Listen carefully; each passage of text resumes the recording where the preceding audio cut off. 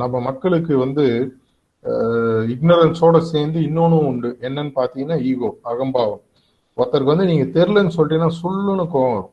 அவங்க பெரிய அளவு படிப்பு படிச்சிருந்தாலும் சரி, 2ஆம் கிளாஸ் 3ஆம் கிளாஸ் படிச்சிருந்தாலும் சரி, அபரிதமாக எல்லாத்தையும் அன்லிமிட்டெட் ஃப்ரீ சப்ளைன்னு பார்த்தீங்கன்னா எல்லாருக்கும் இருந்து ஈகோ.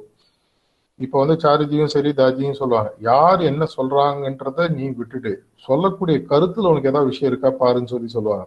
ஆனா அந்த பக்குவம் வந்து நிறைய அபியாசிகள், ப்ரிசெப்டர்ஸ், ஃபங்க்ஷனரிஸ்டே பார்க்கறதுக்கு கொஞ்சம் கஷ்டமா இருக்கு. ஏதாவது உனக்கு சொல்லிட்டீங்க, நீ யார் எனக்கு சொல்றதுக்கு? இல்லைங்க, இது மாதிரி ஒரு இடத்துல மாஸ்டர் சொன்னார். மாஸ்டர் சொல்லிருக்கலாங்க, எனக்கா சொன்னார். அவரு அந்த டாக்ல அந்த ஃபங்க்ஷனரிஸ்க்கு அந்த ப்ரிசெப்டர்ஸ்க்கு அன்னைக்கு சொன்னாரு. அது எனக்கு பொருத்தம் இல்லை. நிறைய நேரம் வந்து நான் சார்ஜி முன்னாடி இருக்கும்போது தாஜி முன்னாடி இருக்கும்போது அவங்க ஏதாவது கமெண்ட் அடிப்பாங்க. எல்லாருமே உடனே திரும்பி லெஃப்ட் ரைட்ல பார்ப்போம், யாரை பத்தி கமெண்ட் அடிச்சாருன்னு. ஒரு செகண்ட் கூட யாருக்குமே தோணாது, ஒருவேளை நம்மளை பத்தி தான் சொல்லியிருப்பாரோ. ஏன்னா குருநாதர்கள் வந்து நேரடியாக யாருமே மூஞ்சில் அடிச்ச மாதிரி நீ இப்படி மாறு, நீ இப்படி செய்ன்னு சொல்ல மாட்டாங்க. ரொம்ப ரொம்ப சட்டிலாக இருக்கும்.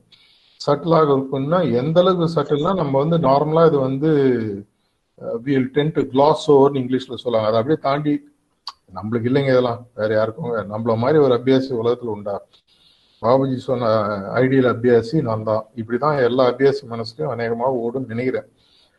இந்த இக்னரன்ஸ்ன்றத போக்குறது ரொம்ப ரொம்ப கஷ்டம். அதுவும் இந்த ஆன்மீகத்துக்கு உள்ள வந்ததுக்கு அப்புறம், அதுவும் ஸ்பெசிஃபிக்கா இந்த சஹஜ்மார்க் ஹார்ட்ஃபுல்னஸ் உள்ள வந்ததுக்கு அப்புறம் அந்த இக்னரன்ஸ் ஒண்ணு இருக்கு பாருங்க, அது ஒரு பிடிவாதமாகவே மாறிடும்.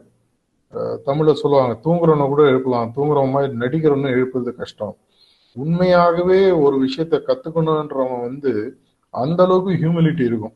அது குழந்தை வாயிலேருந்து வந்து சுப்பிரமணிய சுவாமியாக இருந்த தகப்பன் சொல்லுக்கு கேட்ட சிவனாக இருந்தாலும் சரி, வேற யாராக இருந்தாலும் சொல்லக்கூடிய விஷயத்த பார்க்கக்கூடிய பக்குவம் நம்மளுக்கு இருக்கா அப்படின்றது ஒரு என்னைக்குமே ஒரு பெரிய ஒரு $1 மில்லியன் கொஸ்டின் சொல்லுவாங்க.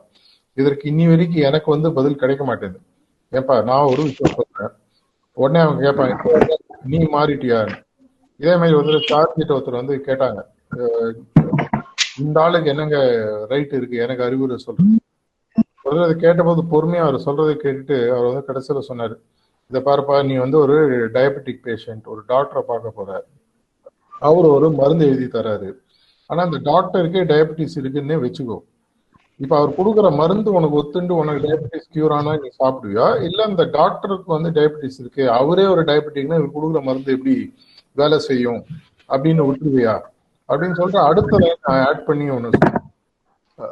எப்பவுமே வந்து நாவிதனா அவனோட உருவத்தை வச்சு எடை போடாத, நாவிதனுடைய வேலையை வச்சு அவனை எடை போடு அப்படின்னு சொன்னார். Don't judge barber by his look, judge him by his hair cut அப்படின்னு சொன்னார்.